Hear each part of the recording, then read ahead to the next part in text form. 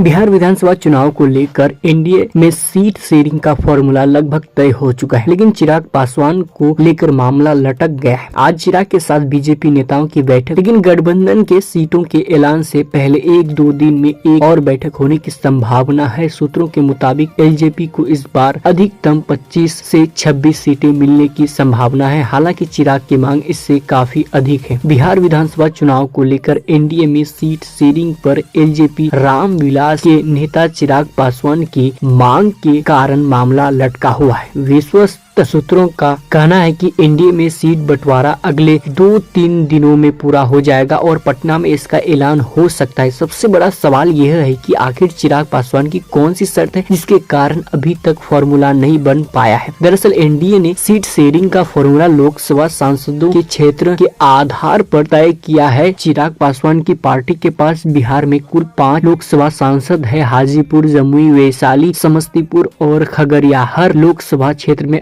औसतन 6 विधानसभा सीटें आती है। सूत्रों के मुताबिक लोकसभा चुनाव में नंबर 1 प्रदर्शन वाले विधानसभा क्षेत्रों को चिराग की पार्टी को ऑफर किया गया है। इस हिसाब से चिराग की पार्टी को लगभग 22 से 23 सीटें मिल रही है। इसके अलावा 2-3 सीटें और जोड़ने की संभावना है, जिससे कुल संख्या 25 से 26 सीटें बनती है। हालांकि चिराग चाहते हैं कि 2024 में जीती हुई 5 लोकसभा सीटों के आधार पर उनकी पार्टी को 2-2 विधानसभा सीटें इन क्षेत्रों में दी जाए, बाकी सीटें अलग इलाकों में मिले। इससे सिर्फ इन 5 लोकसभा सीटों से ही 10 विधानसभा सीटें तय हो जाएगी। इसके अलावा पार्टी पिछले विधानसभा चुनाव के प्रदर्शन के आधार पर सम्मानजनक सीटों की मांग कर रही है और बड़े नेताओं के लिए भी सीटें मांगी गई है। 2020 विधानसभा चुनाव में अकेले लड़कर चिराग पासवान ने एनडीए को नुकसान पहुंचाया था। इस बार बीजेपी चाहती है कि वे गठबंधन में बने रहें और वोट बैंक बिखरे नहीं। नीतीश कुमार और चिराग के बीच पिछले वर्षों में रिश्ते तनावपूर्ण रहे हैं, लेकिन बीजेपी के दबाव और चुनावी रणनीति के कारण जेडीयू को उन्हें सीटें देनी पड़ी। सूत्रों का कहना है कि कई सीटों पर लोकल लेवल पर जेडीयू और लोजपा के बीच टकराव देखने को मिल सकता है। चिराग पासवान खुद को दलित और युवा का नेता साबित करना चाहते हैं। बीजेपी ने उनके साथ हुई बैठकों में उनकी मांगों पर विचार करने और गठबंधन के भावनात्मक और चुनावी मुद्दों पर चर्चा करने का आश्वासन दिया है। कल रामविलास पासवान की पुण्यतिथि और इसकी तैयारियों को लेकर भी बैठक में चर्चा हुई। बरहमपुर, गोविंदगंज और हिसुआ की सीट पर भी पेच है। बरहमपुर की सीट हुलास पांडे के लिए और गोविंदगंज राजू तिवारी के लिए चाहते हैं। हिसुआ सीट भी धीरेन्द्र कुमार मुन्ना के लिए चिराग चाहते हैं। सूत्रों के अनुसार चिराग पासवान को एनडीए में अधिकतम 25 से 26 सीटें मिलने की संभावना है। यह संख्या कम लग सकती है, लेकिन पिछले हालात और गठबंधन की जरूरतों को देखते हुए यह चिराग के लिए बड़ी राजनीतिक वापसी है। एनडीए ने यह भी संदेश दिया है कि गठबंधन में उनका सम्मान और भूमिका कायम रहेगी। आने वाले विधानसभा चुनाव में यह सीट बंटवारा बिहार की राजनीति में नए समीकरण और रणनीतियों का संकेत देता है। हालांकि चिराग अपने लिए 45 से 54 सीटों की मांग कर रहे हैं। इतनी सीटें एनडीए में मिलना चिराग को संभव नहीं है, लेकिन माना जा रहा है कि 25 से 26 सीटों पर बात बन सकती है।